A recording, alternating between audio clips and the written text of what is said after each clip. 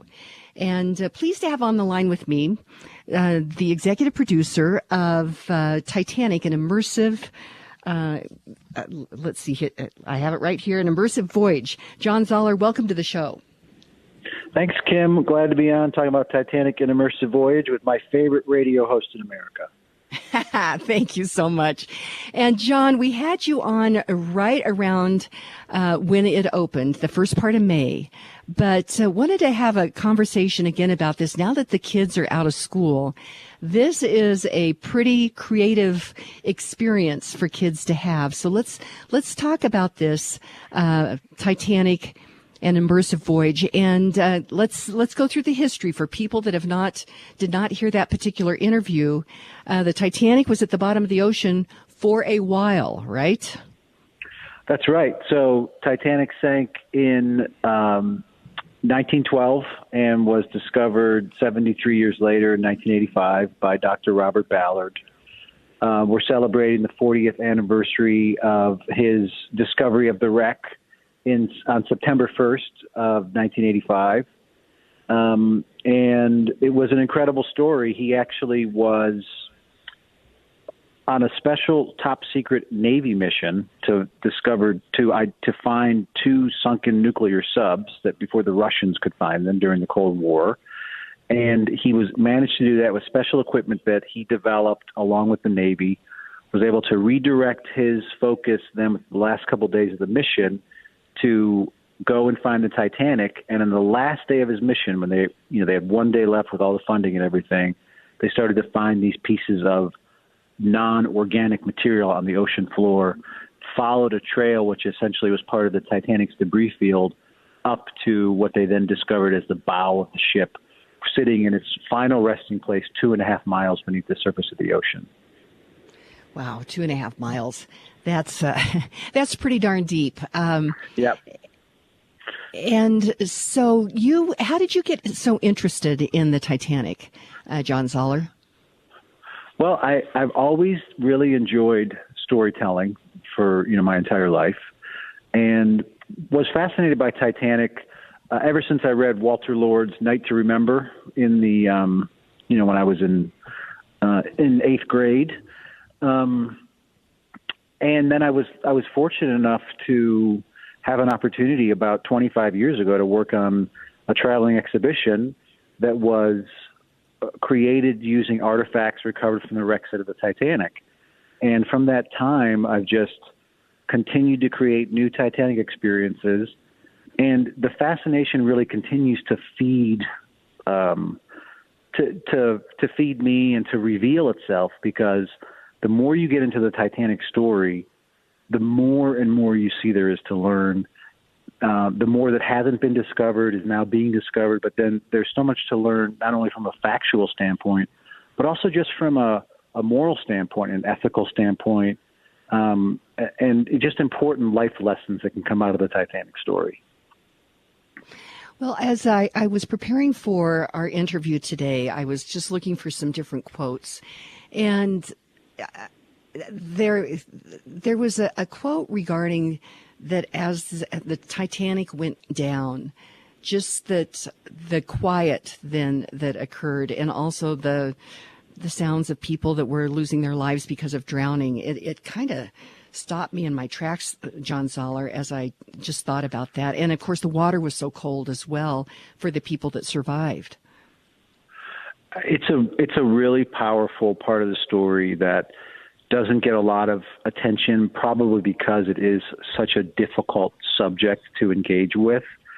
But when you hear the interviews of survivors, those who will talk about that night, who made it out, they say, I will never forget. I mean, all these survivors have perished now, but in those interviews, they said, I will never forget the sounds of those poor people calling for help, the screams. I'll never forget the screams. And, right now, Kim, I'm in the Titanic exhibit, sitting in the replica lifeboat that we created. And this lifeboat is a full-scale lifeboat that you sit in the immersive gallery, in the experience, and where you actually witness the Titanic going down by the head and her wireless messages going out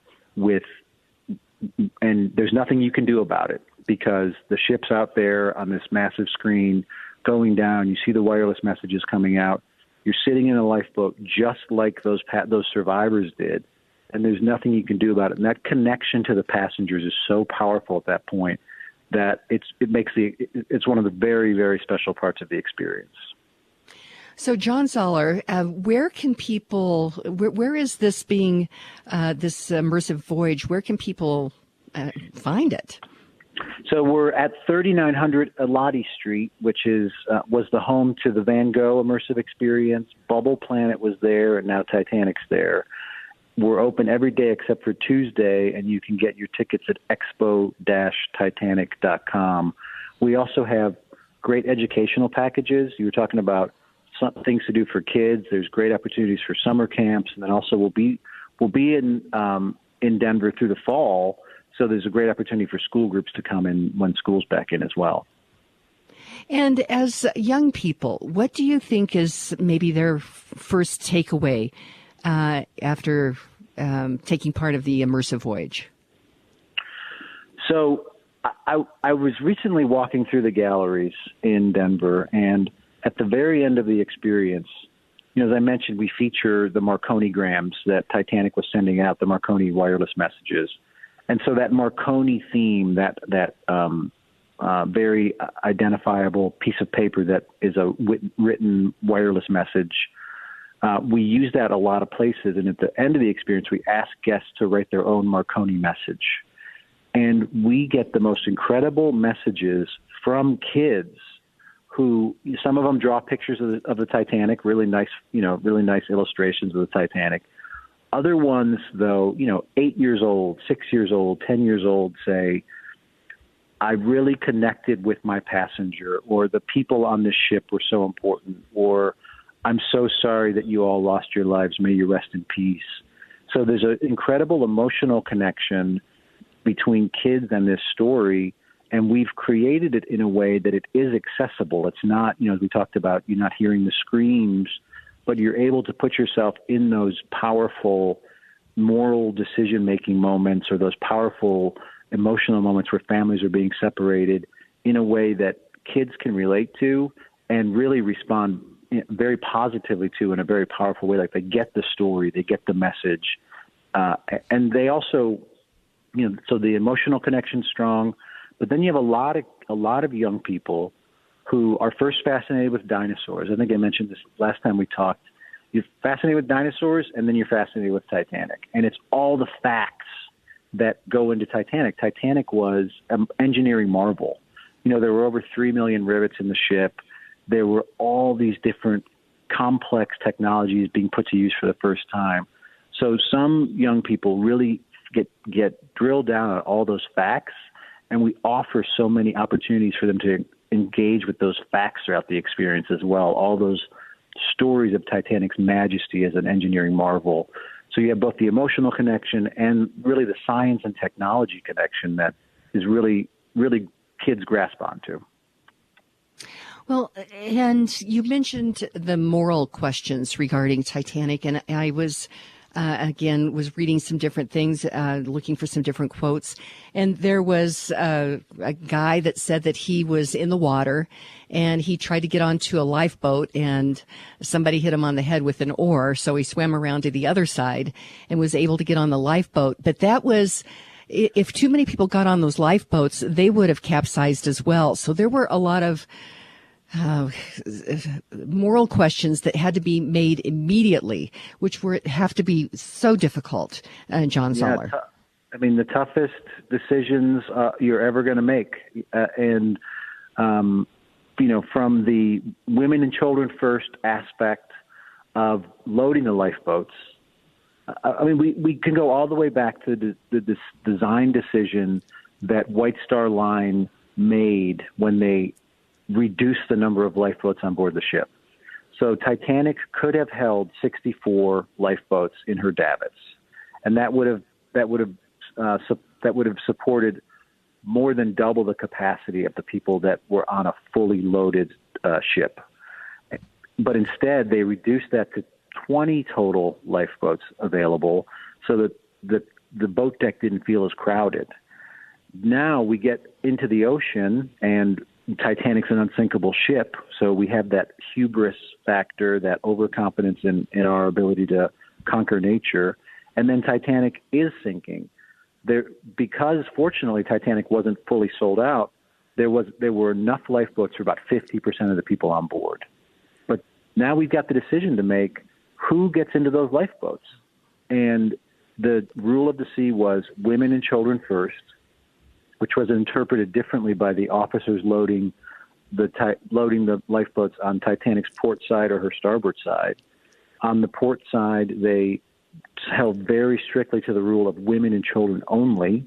On the starboard side, they allowed men and boys to board if there were no other women and children in the immediate area. So then we're in the lifeboat. Some lifeboats left with as few as 12 people. And their orders when they left were, go back and pick up others in the water. But once they got in that lifeboat, they had their own security. They were terrified they were going to get swamped and overturned. And, it's a lesson that can be extrapolated to so many circumstances we're going through today as well. The conversation that emanates from this little lifeboat that I'm sitting in right now it has global ramifications for how we're looking at the world today. So it's a great kind of flashpoint or starting point for so many conversations, and it is a real moral reflection. What would I have done? How would I have responded? And then would I have been able to live with the consequences of those choices? Oh, those are such huge questions. I'm talking with the executive producer of Titanic and Immersive Voyage, John Zoller. We're going to continue this discussion, and this is at 3900 Elati right now, and this is a great thing to do this summer. So we will continue these discussions, and all of this happens because of our sponsors, and one of those is the Second Syndicate. The Second Amendment was established to ensure that all individuals have the right to resist oppression, stand firm against government overreach, and protect our ability to defend ourselves, our families, and our freedoms. Today, that right is under relentless attack in Colorado. Colorado's premier grassroots Second Amendment organization, the Second Syndicate, is on the front lines, fighting to preserve and protect your constitutional rights. We expose the most pressing threats to the Second Amendment and provide the education, resources, and tools to stay informed, empowered, and prepared. Join the movement, protect your rights. Visit thesecondsyndicate.com. That's thesecondsyndicate.com, where the second is first. You don't have to suffer the consequences of someone else's negligence on your own. The attorneys at Bose & Law have extensive experience handling all types of personal injury and wrongful death claims involving motor vehicle accidents, medical malpractice, defective products, catastrophic injuries, and more. Bose & Law also assists clients with matters related to workers' compensation and Social Security Disability, SSD. Bose & Law takes pride in truly getting to know their clients and genuinely cares about helping you seek the justice you deserve. Call Bose & Law at 303-999-9999 for a complimentary consultation. That number is 303-999-9999. Call Bose & Law now. All of Kim's sponsors are an inclusive partnership with Kim and are not affiliated with or in partnership with KLZ or Crawford Broadcasting. If you would like to support the work of the Kim Munson Show and grow your business, contact Kim at her website, kimmunson.com. That's Kim Munson, MONSON.com. And welcome back to the Kim Munson Show. Be sure and check out our website. That is Kim Munson, MONSON.com. Sign up for our weekly email newsletter. You can email me at kim@kimmunson.com as well. Thank you to all of you who support us. We're an independent voice on an independent station, searching for truth and clarity by looking at these issues through the lens of freedom versus force versus freedom. Something's a good idea. You should not have to force people to do it. And we are talking with John Zoller, who is the executive producer of Titanic and Immersive Voyage, which is a great thing to do this summer with the kids. Also, I'd recommend that you put the kids in the car and head down to Pueblo on the beautiful Riverwalk and visit the Center for American Values so that you can see their Portraits of Valor, which is portraits of over 160 of our Medal of Honor recipients. And these recipients received the highest military honor because they took action and saved lives when the situation presented itself. And so for more information about that, go to AmericanValueCenter.org. That's AmericanValueCenter.org. And John Zoller is on the line. And Teresa Irby, who is our partnership sponsorship liaison, actually, John, she and her daughter have visited Titanic and Immersive Voyage. Teresa, welcome to the show. Good morning. Good morning, John. Good morning, Kim. I absolutely want to first say, yes, please make sure to visit the Center for American Values. However, my daughter, 14 years old, and her best friend, 14 years old, and myself did go and visit the exhibit. And I was so thoroughly impressed, John. Thank you. So, Kim, first of all, you get there, and they give you your White Star boarding pass. So you actually become a person that boarded the Titanic during your tour. So you're going through and you're carrying your pass. I was Catherine Katie Peters. And so she was a third-class passenger. I mean, the extent that they went through on this experience, I was so impressed. My 14-year-old daughter and her 14-year-old friend cannot stop raving about it. They absolutely loved it. When John was talking earlier about the part of the exhibit where you're sitting in the lifeboat, I will tell you that I actually had tears running down my cheek. The experience was so real and came to life. Some of my other favorites, being able to actually experience being in the crow's nest. I don't want to give everything away, but I will tell you, if you make the trek down there, and it's so easy, and it's just so well done, great for all ages, whether you are a senior down to an elementary school. It is absolutely done so well, and I have to put a plug in there. Do the extra VR experience. Yes. Even if you've never experienced VR before, especially if you have it. Absolutely incredible. Well, John Zoller, thank you, Teresa Irby. I think that's a great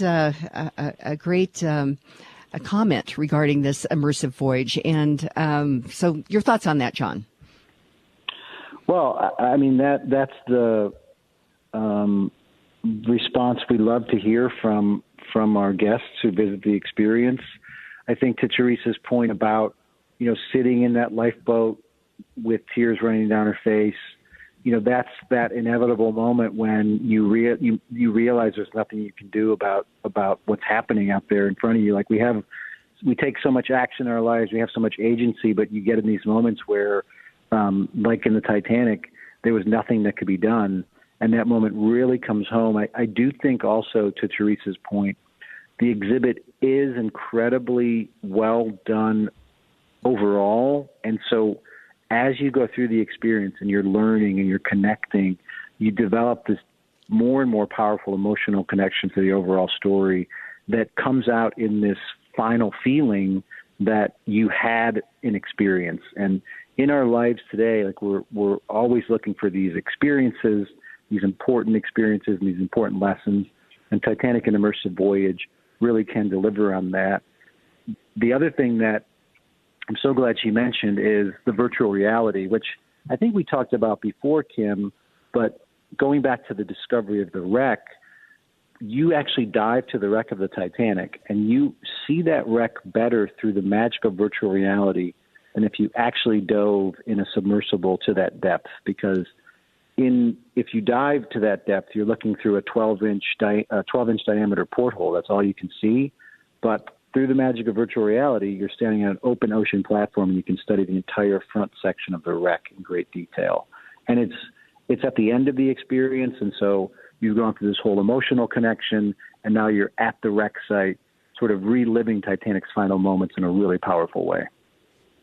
Well, and from a historical standpoint, the Titanic was not the only ship out there that night, right? No, that's right. There were actually 7 other ships that were around Titanic, and possibly 8. So the Californian was a ship that was between 20 and 40 nautical miles away, probably closer to 20. It easily could have gone and rescued the majority of those people that were in the water, but they had turned off their wireless messaging system because there was no regulation at the time to keep them on. And they saw the Titanic's rockets going up, but they thought it was just the rich people on Titanic having a party. So they didn't respond. There was also potentially an illegal whaling or sealing ship called the Samson that was even closer, but they didn't want to respond because they didn't want to get caught for illegally harvesting those sea animals. So those are two of the ships that were closest by. The Carpathia, however, which is one of the passengers in the Denver exhibit, wrote a note that said, "Oh, to be Carpathia and not the iceberg," which is just an incredible message that they wrote, because Carpathia responded to the call. They were on the other side of an ice field. They sailed essentially weaving through icebergs over 4 hours to get to Titanic, and were able to rescue those 715 passengers who were able to make it into lifeboats. And Captain Arthur Rostron is just a symbol of heroism to this day for that reason. Without Carpathia, there'd be no Titanic story to tell. Well, and these ice fields, if the Carpathia was able to navigate through those, how is it that the Titanic was not able to do so? So, there's a few things there. The first one is that Captain Smith, who was the captain of the Titanic, had sailed the North Atlantic for 35 years. He had received ice warnings throughout the day. And being so comfortable in the North Atlantic, he readjusted his course thinking, well, we're going to go so far south that no iceberg has ever made it this far before. And in our last time we talked, Kim, we talked about the Greek tragedy alignment with Titanic, that it's like a Greek tragedy. And lo and behold, this year, the currents were so cold that the ice field did descend beyond into that exact path of travel. And that's where that fateful iceberg met Titanic. The other thing is that Captain Smith probably had, he probably was overconfident in his ship and in his abilities, because other ships had stopped throughout the night and said, we're not going to sail on until we know for sure that we can get through this ice field. Carpathia, Captain Arthur Rostron, asked later in his life, how did you get through that ice field?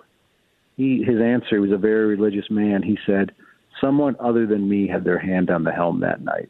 That's how we got there. So it's all of these incredible stories that come out based around the Titanic that continue to draw us back to it time and time again. So, and then let's go back to Teresa. She said that every guest that comes to Titanic, an immersive voyage, they are given a boarding pass. They become somebody. And so you went through and researched all these people out? Is that what happened? We did. So there's several hundred passengers, men and women, that we researched. And you actually get a boarding pass. On that boarding pass, we tell you, who your passenger is, where they're from, what class they're in, and we give you a little bit of the story of how they got to be on board Titanic. So some people were out, some wealthy first-class passengers had been out exploring the far east and made it back through France and joined Titanic to be on her maiden voyage. Some people were transferred to Titanic because of the coal strike that was going on at the time.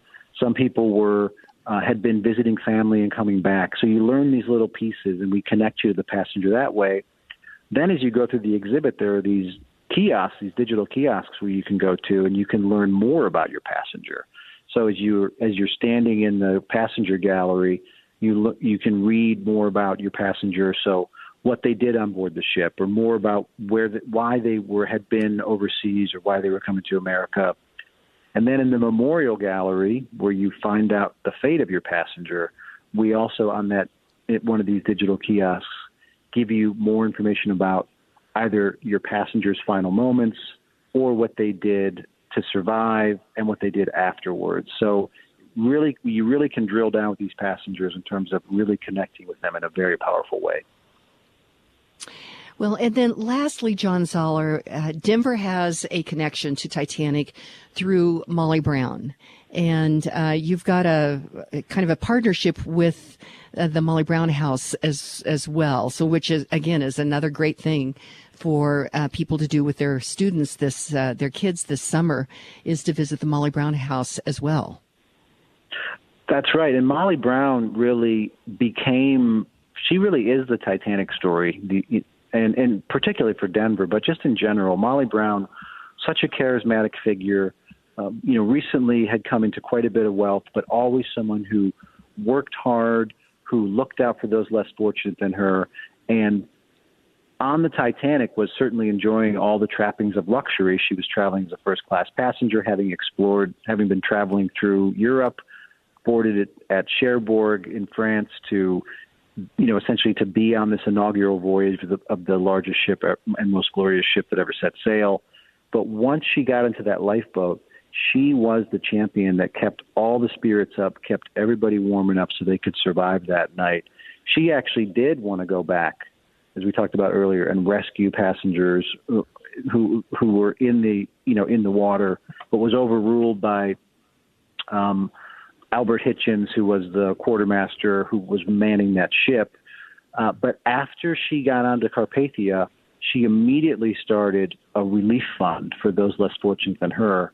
By the time she had arrived in New York, she had already raised $10,000, and that amount continued to grow, and that relief fund continued to serve those less fortunate who had lost their husbands, who were the breadwinners, who had lost their sons and lost their wives. They were then able to support those people through small payments over the course of several years with that fund that she created. She also created a silver cup that she presented to Captain Arthur Rostron as a token of gratitude and as a recognition of his heroism. So she really celebrated him as well. And that's part of the reason why we know so much about his story, because he didn't really advertise himself as having done anything, but she recognized the importance of what he had done. And then throughout the rest of her life, with this new fame she had established as the unsinkable Molly Brown, she continued to push for those causes that were most important for her. And we're thrilled to be able to display several of her objects in the experience. And we're also, we really think that if you go to Titanic and Immersive Voyage, it's also really important to visit the Molly Brown House, which is only about 15 minutes away from the experience. Okay. So, John Zoller, first of all, congratulations on your creativity for Titanic and Immersive Voyage. And people can, it's at the Lighthouse Art Space in Denver, 3900 Elati Street. Tickets can be purchased at expo-titanic.com/Denver. What's your final thought that you'd like to leave with our listeners? And again, I'd highly recommend that people take their kids down to the Immersive Voyage and experience this. What's your final thought, John Zoller? Well, my final thought, Kim, is I really enjoy talking to you about this subject because of the format of your show and the types of really probing questions that you ask. Our conversation that we're having today that's so powerful is one that everybody who comes out of Titanic and Immersive Voyage can have. It creates that kind of emotional connection across the generations between families where you come away with more than a 90-minute experience. You come away with a life lesson that you've had together as a family or a couple or a group that will carry on with you for a long, long time. So we really look forward to welcoming everybody to Titanic and Immersive Voyage in Denver this summer. And again, tickets are expo-titanic.com/Denver. John Zoller, thank you so much. Thank you, Kim. And I think it's so important that we have these discussions about such a variety of different issues. And this is such a human story. And so really appreciate John Zoller for sharing that with us. It happens because of our sponsors. And for anything mortgages, reach out to Lauren Levy.